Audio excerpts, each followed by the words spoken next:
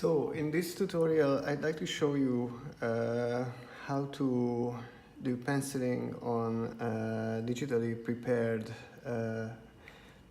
digital enlargement in Procreate. I'm gonna do this demonstration in my studio due to the easier way to deal with this recording. But I want to show you exactly how it's done at the temple. So as you can see, I opened up this digital photo background for a specific scene in Procreate, and I already set up my layers. I have the original photo that was shot in color, and you can see that detail is quite fantastic, although this is a 300 dpi reduced version of my original TIFF. I like the color photo very much, and I can certainly use it for representing color and finding fine details, like for example details for this armlet right here. But I created a black and white version of it, a desaturated version of it for myself that has the opacity moved down a little bit from 100% to approximately 50–60%, so I can see my pencil lines much better over the surface. I have a specific brush created for penciling that I call Pencil for Enlargement, that has the streamline set for 50%, so that gives a little bit of more extra stability for my pencil lines. I use a regular eraser that has it's a little less dramatic than just using a full-on brush eraser. It can erase in a quite refined way. So let's just start penciling on a layer.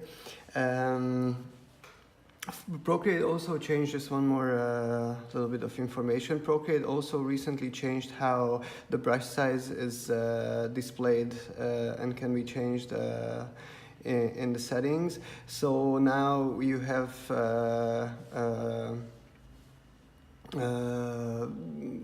brush size starting with 1% and going all the way up to 100% with even numbers. So basically, with the new changes, I like to keep my brush size as small as possible, and I like to work in an environment where I can zoom in to the point when it starts to get pixelated. So if my lines look okay in this environment, they will certainly look okay when I have to start inking. So it's a little bit of an awkward position, but let me just start and show you how I pencil over this Uraeus crown on the king's head.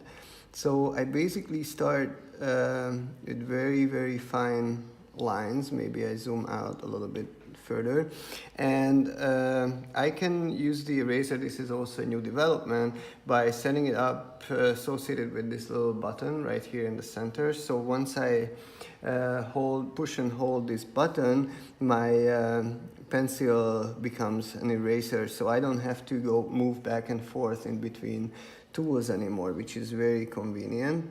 So as you see, as I start my pencil line, I gently touch the surface, don't put so much pressure on it so it doesn't get too dark immediately, and I can refine my line as I search for the right curve.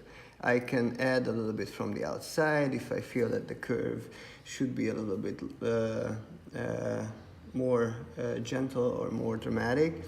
And my Procreate is set up in a way that it doesn't react to my fingers, so I can't accidentally draw with my hands as I touch the screen. And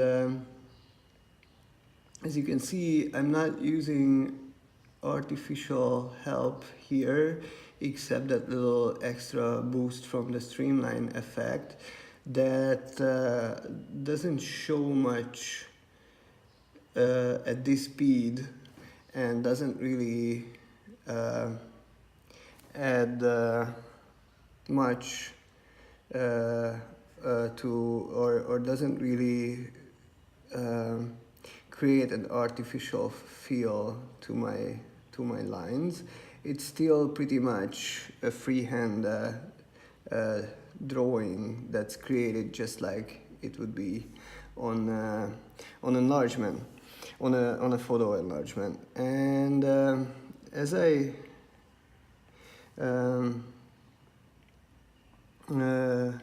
add more and more to the drawing, time to time I zoom out, have a look at it without the photo, just to see there is a bit of pencil line here that I can remove quickly, just to see if my line is elegant enough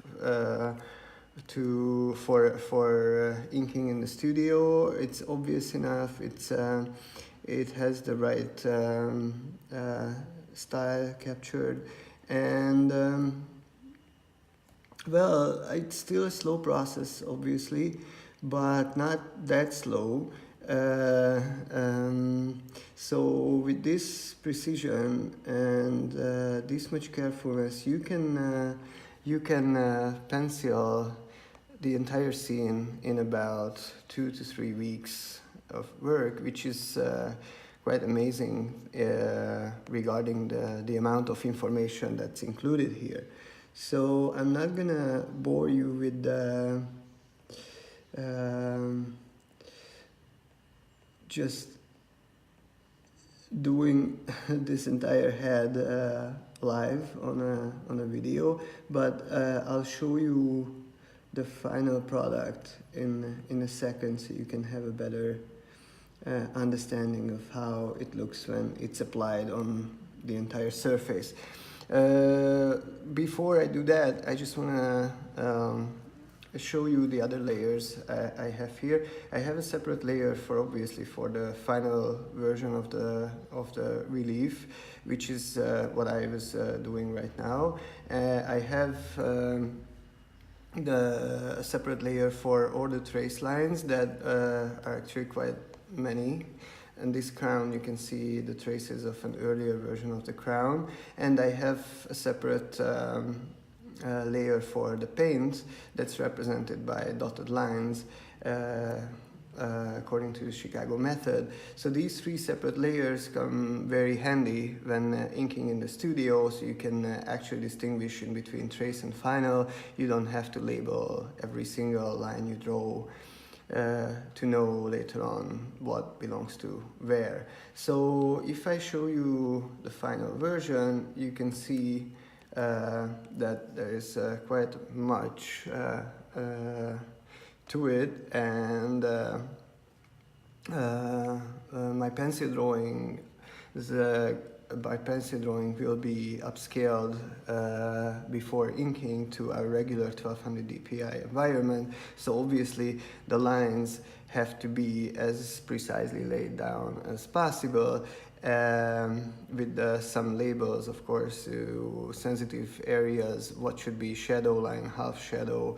This is just all very helpful for studio work. I like to tend to use lighter lines, lighter outlines for damage, but it's really just a matter of putting more or less pressure on the pencil that's pencil brush that's pressure sensitive. And what I told you earlier about all these separate layers help distinguish in between what's final and what's trace, like in case of this crown right here. I'll make a short video of the inking process as well, but for now, this is how penciling is made in Procreate using the regular Chicago house method.